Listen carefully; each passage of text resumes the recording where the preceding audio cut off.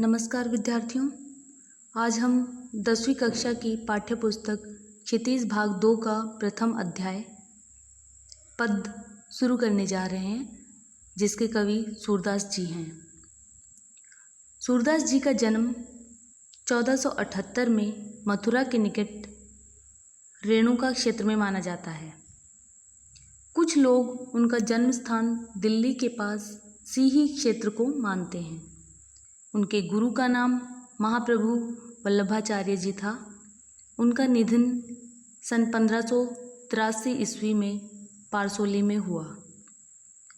सूरदास कृष्ण भक्त थे और उनके 3 ग्रंथों सूरसागर, साहित्य लहरी तथा सूरसारावली में सूरसागर सबसे अधिक लोकप्रिय हुआ। सूरदास वात्सल्य तथा श्रृंगार के श्रेष्ठ कवि थे। उनकी कविता में ब्रज भाषा का निखरा हुआ रूप है। प्रस्तुत पाठ पद में सूरदास जी के प्रसिद्ध ग्रंथ सूरसागर के भ्रमर गीत से 4 पद लिए गए हैं। कृष्ण के मथुरा जाने के बाद स्वयं न लौटकर उद्धव, जो कि श्री कृष्ण जी के परम मित्र थे, उनको गोपियों के पास संदेश देकर भेजा। उद्धव ने निर्गुण ब्रह्मा एवं योग उपदेश के साथ गोपियों को संदेश सुनाया, तो गोपियों को यह पसंद नहीं आया। तभी वहाँ एक भंवरा आ पहुँचा और यहीं से भ्रमर गीत का प्रारंभ होता है। वहीं से गोपियों ने भंवरे के बहाने उद्धव पर व्यंग्य बाण छोड़ने प्रारंभ कर दिए। आइए अब पाठ के प्रथम अध्याय के प्रथम पद से व्याख्या शुरू करते हैं। पद कुछ इस प्रकार से है। उद्धव तुम हो अति बड़भागी, अपरस रहत स्नेह तगाते नाहिन मन अनुरागी। पुर इनी पात रहत जल भीतर, तारस देह न दागी। जो जल माह तेल की गगरी, बूंद न ताको लागी।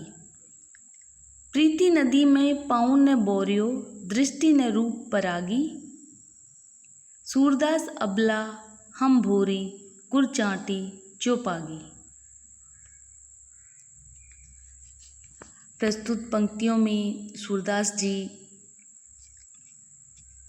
यह कहना चाह रहे हैं कि गोपियाँ उद्धव से व्यंग्य करती हैं और कहती हैं, उद्धव तुम हो अति बड़भागी, तुम तो बहुत ही भाग्यशाली हो। अपरस रहत स्नेह तगाते नहिन मन अनुरागी।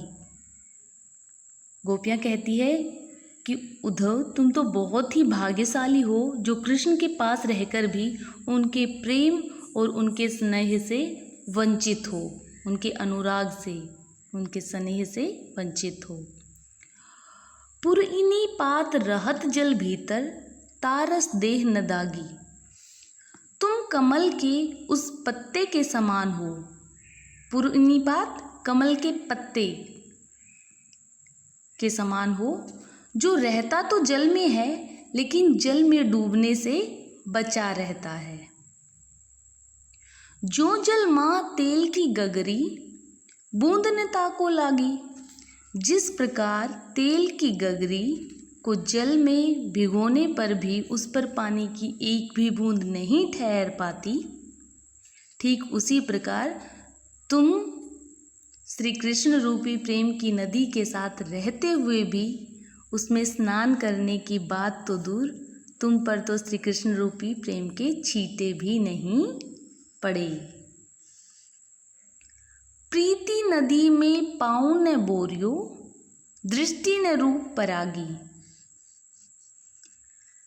गोपियाँ कहती हैं, हे उद्धव तुमने कभी प्रीति रूपी सागर में पैर नहीं डुबोए, तुम बहुत विद्वान हो। सूरदास अबला हम बोरी, गुर चीटी जो पागी। गोपियाँ कहती हैं कि हम भोली भाली गोपिकाएं हैं और हम श्री कृष्ण की तरफ ऐसे ही आकर्षित हो रही हैं जैसे गुड़ पर चींटियां आकर्षित होती है। प्रीति नदी में पाँव ने बोरियो, दृष्टि ने रूप परागी, सूरदास अबला हम भोरी, गुड़ चोट चाटी जो पागी। गोपियाँ कहती है उद्धव से, तुमने कभी प्रीति रूपी सागर में पैर नहीं डुबोए, तुम बहुत विद्वान हो इसलिए कृष्ण के प्रेम में नहीं रंगे, परंतु हम भोली भाली गोपिकाएं हैं इसलिए हम उनके प्रति ठीक वैसे ही आकर्षित हैं जैसे चींटियां गुड़ के प्रति आकर्षित होती हैं। हम उनके प्रेम में लीन हैं। आज के लिए इतना ही।